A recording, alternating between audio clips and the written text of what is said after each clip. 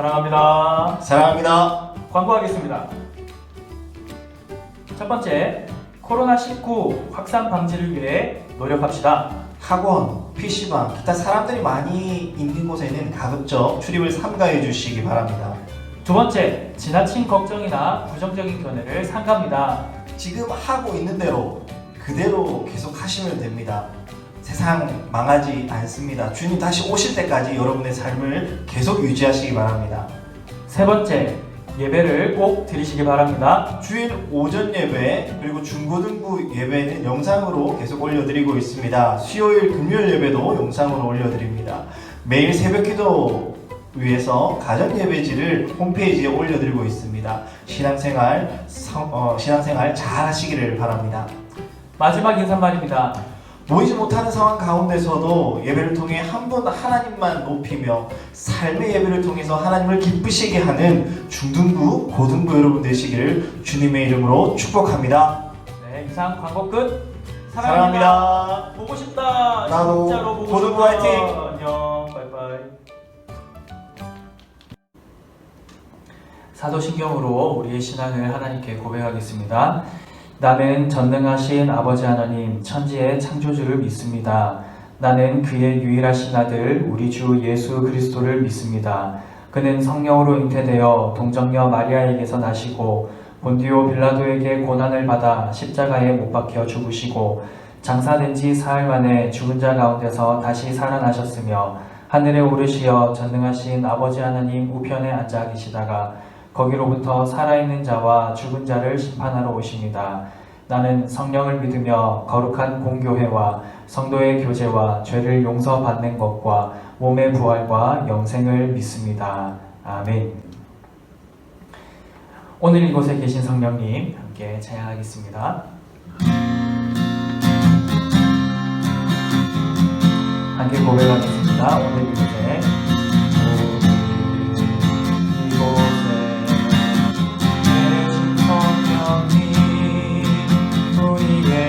말씀하시고 우리 가르치소서. 다시 우리 맘 열어주시고 주의 빛으로 밝혀 우리를 인도하소서. 한 번 더 고백합니다. 오늘 이곳에 계신 성령님 우리에게 말씀하시고 우리를 가르치소서. 다시 우리 맘 열어주시고 주의 빛으로 밝혀 우리를 인도하소서. 주님보다 앞서지 않고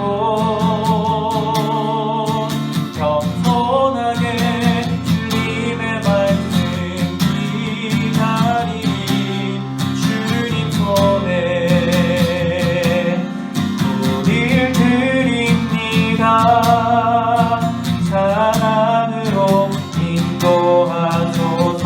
처음부터 고백합니다. 오늘 이곳에 계신 이곳에 계신 성령님 우리에게 말씀하시고 우리를 가르치소서. 다시 우리 맘 열어주시고 주의 빛으로 밝혀 우리 인도하소서. 주님보다 앞서지 않고 주님보다 앞서지 않고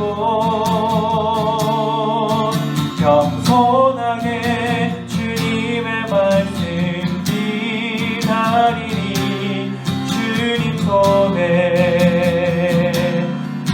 우릴 드립니다. 사랑으로 인도하소서. 주님보다 앞서지 않고 주님보다 앞서지 않고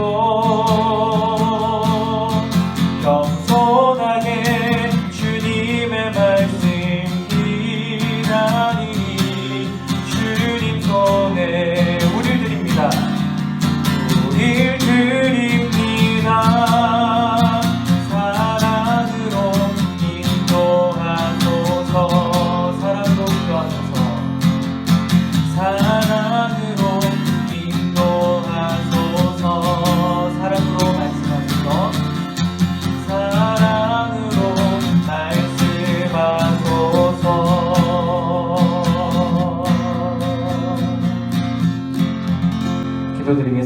기도드립니다. 사랑과 은혜가 풍성하신 하나님 아버지, 좋은 시대를 허락하셔서 우리가 모일 수 없는 상황 가운데서도 영상으로 예배 드릴 수 있게 하심에 감사드립니다.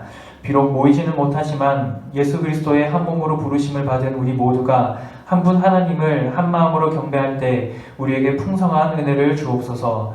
이 시간 우리 가운데 찾아오셔서 말씀으로 신방하여 주시고 심히 부패한 우리의 마음을 새롭게 하시는 하나님의 일하심을 경험하게 하옵소서. 감사드리며 사랑하는 우리 주 예수 그리스도의 이름으로 기도드립니다. 아멘. 네, 오늘 우리가 함께 볼 하나님의 말씀은 마태복음 21장 18절에서 22절까지 말씀입니다.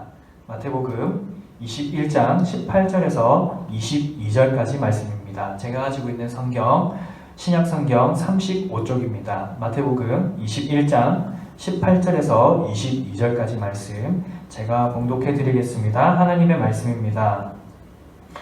이른 아침에 성으로 들어오실 때에 시장하신지라 길가에서 한 무화과 나무를 보시고 그리로 가사 잎사귀 밖에 아무것도 찾지 못하시고 나무에게 이르시되 이제부터 영원토록 내가 열매를 맺지 못하리라 하시니 무화과 나무가 곧 마른지라.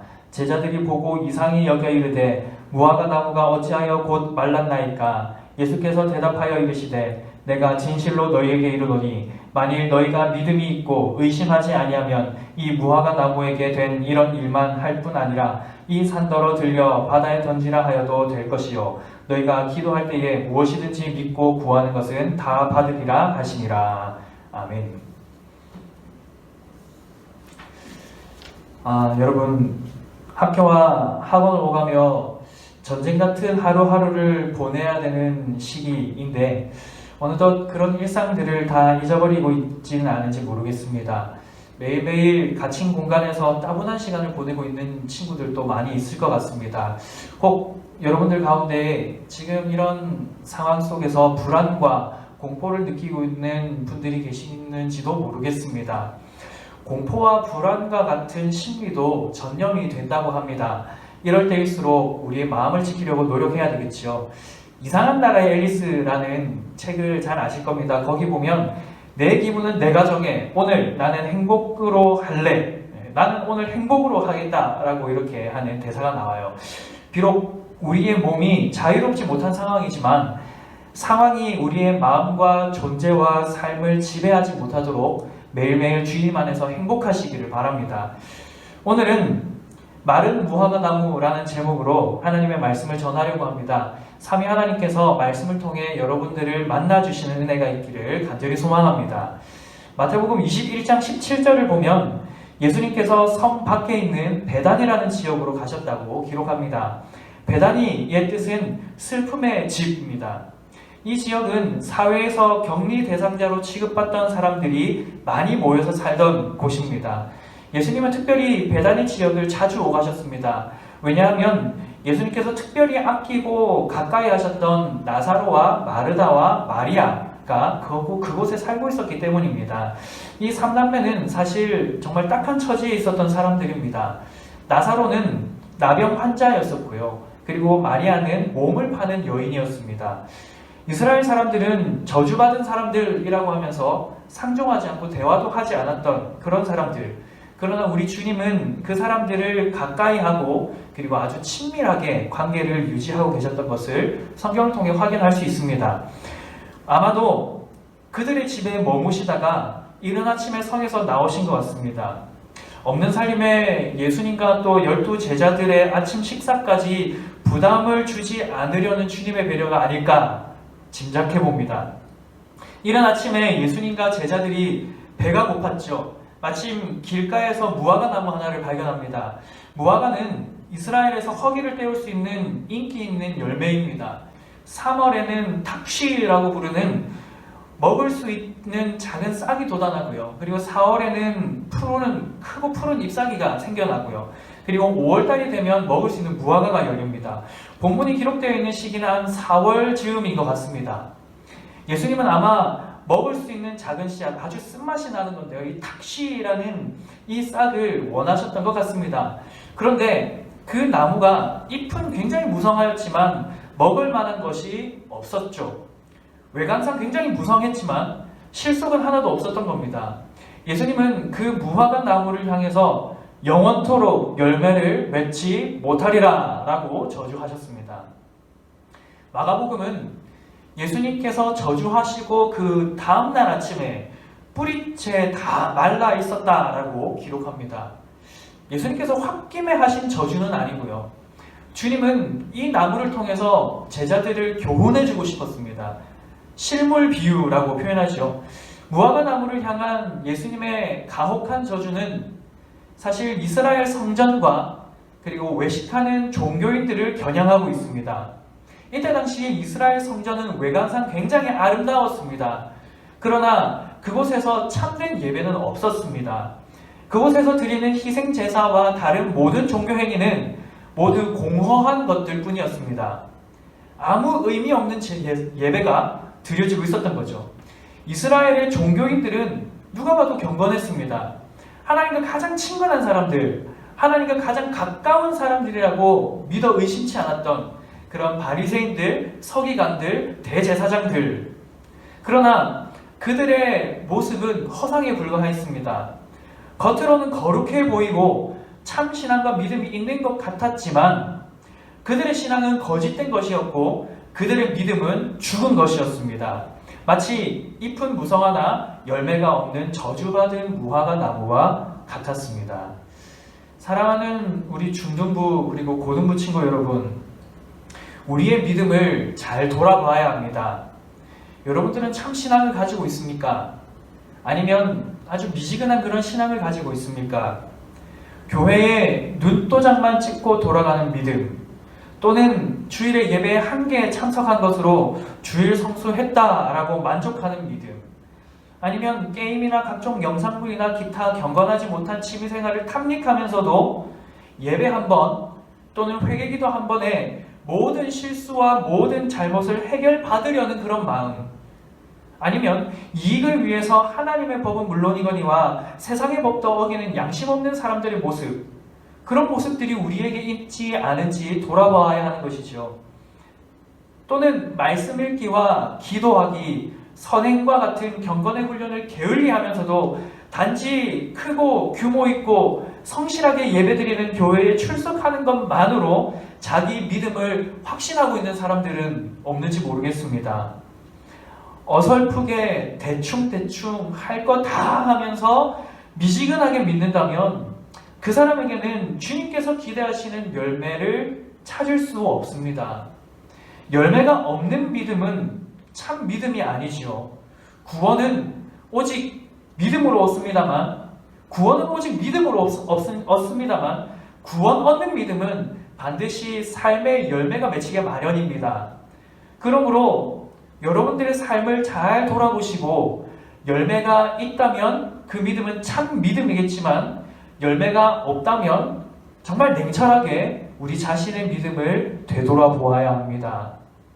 그런 의미에서 여러분, 코로나19는 참 좋은 기회이지 않습니까? 우리의 믿음을 시험해 볼 수 있는 아주 좋은 기회인 것 같습니다. 사랑하는 우리 중등부, 고등부 친구 여러분, 우리가 모이지 못하는 이 순간에도 여러분들은 하나님을 진심으로 사랑하고 있습니까? 지금과 같은 시기에서 여러분들은 경건 생활을 어떻게 하고 있습니까? 여전히 주님과 가까이 하고 있습니까? 아니면은 이때다 싶어서 여러 영상 매체나 게임을 가까이 하고 있습니까? 아니면 다른 이상한 취미 생활들을 갖고 있지는 않은지요? 코로나19는 참 좋은 기회입니다. 국가적으로 그리고 국제적으로 경각심을 갖고 위기를 극복하기 위해 최선을 다하고 있는 이 상황, 그럼에도 불구하고 여전히 힘들고 어려운 일들이 산적해 있다는 걸 우리 뉴스를 통해서 그리고 매체를 통해서 많이 확인합니다. 이런 시기에 그리스도인으로서 우리가 할 수 있는 일은 무엇인지 고민하고 있습니까, 여러분? 우리가 무엇을 기도해야 될지 고민하고 있습니까? 우리의 참신함과 생명 있는 믿음을 지금 이 시기에 우리가 속해 있는 이 지역사회 속에서 어떻게 드러낼 것인가 고민하고 또 기도해야 할 것입니다. 바로 이런 때에 우리 그리스도인들이 하나님의 놀라운 사랑과 값없는 은혜를 이 세상에 보여주고 느낄 수 있게 해준다면 얼마나 좋을까 생각해 봅니다. 말씀을 맺겠습니다. 저는 여러분 모두가 구원 얻는 믿음을 소유할 수 있기를 간절히 소망하고 또 축복합니다. 구원 얻는 믿음, 생명 있는 믿음은 반드시 열매가 있는 믿음이며 행함이 있는 믿음입니다. 열매가 있는 신앙, 그리고 행함이 있는 믿음을 보여줄 수 있는 여러분들 다 될 수 있기를 바랍니다. 굉장히 어려운 때를 지나고 있습니다. 그러나 여러분들의 믿음이 흔들리지 않도록 늘 깨어 있으시길 바라며 믿음의 열매가 삶 가운데 나타날 수 있기를 주님의 이름으로 간절히 축복합니다. 함께 기도하겠습니다.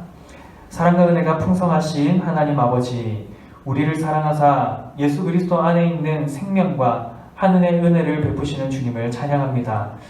우리가 주께로부터 받은 생명 있는 믿음이 우리의 삶 가운데 싹이 나고 잎이 자라며 꽃이 피고 열매 맺기를 간절히 소망합니다. 그리스도인들은 위기에 강합니다. 지금 맞이한 모든 상황 가운데에서 전능하신 하나님만 의지하는 우리 모두가 되게 하시며 하나님의 위대하심과 자비하심과 은혜로우심을 온 세상에 드러내는 기회로 삼게 하옵소서. 우리가 이 시대와 이 나라와 이 지역을 위해 또 우리 각자의 삶의 영역에서 무엇을 어떻게 해야 할지를 고민하게 하옵소서. 무엇보다 깨어 기도하게 하시고 우리가 할 수 있는 작은 사랑의 실천이 세상을 밝히며 그리스도를 전하는 매개가 되게 하여 주시옵소서. 남은 한 주간도 힘겹게 살아갑니다. 평범하였던 일상이 회복될 때까지 비범한 하루하루를 승리하며 살아가게 하옵소서. 사랑하는 우리 주 예수 그리스도의 이름으로 기도드립니다. 아멘. 주님께서 가르쳐 주신 기도로 예배를 마치겠습니다. 하늘에 계신 우리 아버지여, 이름이 거룩히 여김을 받으시오며 나라가 임하시오며 뜻이 하늘에서 이루어진 것 같이 땅에서도 이루어지이다. 오늘 우리에게 일용할 양식을 주시옵고 우리가 우리에게 죄 지은 자를 사하여 준 것 같이 우리 죄를 사하여 주시옵고 우리를 시험에 들게 하지 마시옵고 다만 악에서 구하시옵소서. 나라와 권세와 영광이 아버지께 영원히 있사옵나이다. 아멘.